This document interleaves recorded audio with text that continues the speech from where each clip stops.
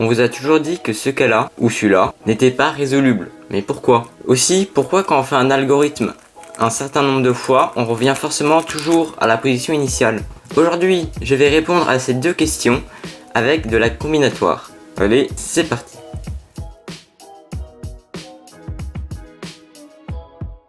Donc on va déjà commencer à traiter la question pourquoi ce cas-là est insoluble. Donc grâce à la combinatoire et plus précisément aux invariants. Donc un invariant c'est quoi? C'est quand à chaque position de quelque chose, pas forcément d'un Rubik's Cube mais plus généralement d'une situation, on va associer un nombre à une situation par un calcul. Et on va montrer que si on modifie la situation, donc là en l'occurrence ce sera si on fait un mouvement, on va montrer que ce nombre ne va pas bouger. Et donc vous l'avez compris, on va construire un invariant avec le cube en rapport avec l'orientation des coins. Et on va montrer que cet invariant est toujours égal à 0 quelle que soit la position dans laquelle on est. Et donc on va utiliser cette technique pour montrer que ce cas-là est insoluble. Donc on va associer un nombre à l'orientation des coins. Donc pour cela, on va pour chaque coin associer un nombre à l'orientation de ce coin. Quand il est bien orienté, on va lui associer la valeur de 0. Quand il est orienté comme ça, on va lui associer la valeur de 1. Et comme ça, la valeur de moins 1. Par exemple, ce coin a une valeur de moins 1. Parce que si on fait un Z2 comme ça, on voit qu'on est dans le cas moins 1. Et donc, on va appeler S la somme de toutes les valeurs associées à tous les coins. Donc ici, par exemple, on voit que pour tous les coins, la valeur associée est 0, parce qu'ils sont tous bien orientés. Donc S est égal à 0. Et donc ce qu'on va faire, c'est qu'on va montrer que quand on tourne une face, S va rester égal à 0. Donc pour ça, on va juste tourner comme ça. Voilà. Et on va calculer S. Ici, on voit que S, les valeurs associées à tous ces coins, c'est toujours 0. Lui, c'est moins 1. Lui, c'est 1, vous pouvez le voir. Maintenant, Z2, lui, c'est 1. Et lui, c'est moins 1. Donc c'est-à-dire que S est égal à 0 plus 0 plus 0 plus 0 plus moins 1 plus 1 plus moins 1 plus 1. Donc S est égal à 0. C'est-à-dire que S ne varie pas quand on fait un mouvement. Et donc ça veut dire que si on bouge et on fait un mouvement ici, S sera toujours égal à 0 parce que c'est la même chose, c'est juste qu'on a bougé. Quand on fait un R2 par exemple, S est égal à 0, S est toujours égal à 0, S est toujours égal à 0. Et quand on fait un RPM, c'est juste on fait 3 fois R, donc S est toujours égal à 0. Donc ça veut dire que quand on bouge, on fait des mouvements, S restera égal à 0. Et donc c'est pour ça que quelle que soit la position dans laquelle on est, S est toujours égal à 0, c'est pour ça qu'on appelle ça un invariant. Il n'est pas variant selon la position, il est toujours égal à 0. Et donc maintenant on va calculer le S pour cette position là. Donc on voit que tous les coins ont pour valeur 0, sauf que celui-là a pour valeur 1. Ça veut dire que S pour cette position est égal à 1. Or on a vu que pour toute position légale, c'est-à-dire qu'on a obtenu avec des mouvements, S était égal à 0. Ça veut dire que comme ici S est égal à 1, cette position-là n'est pas légale. Ça veut dire qu'elle n'a pas pu être obtenue à partir de mouvements. Ça signifie aussi, c'est la réciproque, on peut pas à partir de cette position-là arriver à la position résolue. Bon, je vais pas faire une démonstration pour ce cas-là, pour montrer que ce cas-là est impossible. Parce que c'est exactement le même principe que pour le coin et du coup vous pouvez très bien le trouver tout seul. Donc maintenant on va passer au deuxième problème qui est un peu plus compliqué, qui est que vous savez sûrement qu'à partir de n'importe quelle position au Rubik's Cube, si vous appliquez une suite de mouvements à un algorithme et si vous appliquez toujours le même un certain nombre de fois, alors forcément vous allez retomber sur votre position initiale au bout d'un moment. Donc ce qui est très important pour démontrer ça, c'est comprendre qu'il y a un nombre fini de combinaisons au Rubik's Cube.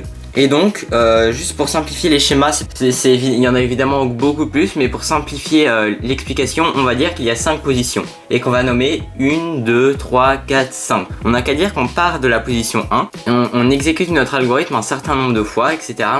On le répète. Et donc, en fait, ce qui est important de comprendre, c'est qu'un algorithme, c'est une fonction qu'on va appeler f, qui a par exemple à la position 1, associe par exemple la position 2. Si on exécute notre algorithme à la position 1 et qu'à la fin on obtient la position 2, c'est-à-dire que f de 1 égale 2. Et donc là ce qu'on va montrer c'est que f est une bijection. Qu'est-ce que ça veut dire? C'est qu'en fait, déjà, une fonction, à chaque fonction, on doit associer un ensemble de départ et un ensemble d'arrivée. L'ensemble de départ, c'est l'ensemble des positions sur lesquelles on va effectuer les algorithmes. Donc ça veut dire qu'ici, ce sera 1, 2, 3, 4, 5. Et l'ensemble d'arrivée, ce sera l'ensemble d'arrivée sur lequel, qui sera l'ensemble des positions sur lesquelles on va tomber sur notre algorithme. Ce sera du coup l'ensemble des positions sur lesquelles on aura abouti après avoir fait l'algorithme sur une des positions. Ce sera aussi 1, 2, 3, 4, 5. Et donc, on va montrer que f est une bijection. Ça veut dire que chaque élément de l'ensemble d'arrivée possède exactement un et un seul antécédent dans l'ensemble de départ. Et donc ça, qu'est-ce que ça veut dire? C'est-à-dire que si on a une certaine position y il existe une et une seule position x, telle que si on effectue l'algorithme f sur x, on obtient la position y. Et donc ça, c'est assez évident de s'en rendre compte. Par exemple, on n'a qu'à dire que notre position y, c'est celle-là, et notre algorithme, c'est l'ascenseur. Et on veut montrer qu'il y a une et une seule position x, telle que si on effectue l'ascenseur sur x, on obtient cette position-là. Donc ça, c'est assez simple. Tout ce qu'on peut faire pour s'en convaincre, c'est de faire l'algorithme opposé. Donc c'est-à-dire que l'algorithme opposé à l'ascenseur, ce sera u', r, u, r'. Donc c'est-à-dire que si ici, on effectue u', r, u, r', on obtient l'antécédent de notre position par notre algorithme. Donc ici, c'est la position résolue. Et on voit qu'il n'y a qu'un seul antécédent. Il y en a forcément un, parce que forcément, on tombe sur une position qui est ici. Et il peut pas y en avoir plusieurs, parce que quand on fait l'algorithme opposé, on peut tomber que sur une seule position. Il peut pas y avoir deux positions sur lesquelles on tombe après avoir fait l'algorithme inverse. Donc ça veut dire que chaque position a un et un seul antécédent par f. Donc ça veut dire que f est une bijection. Donc là, revenons à notre exemple avec les positions 1, 2, 3, 4, 5.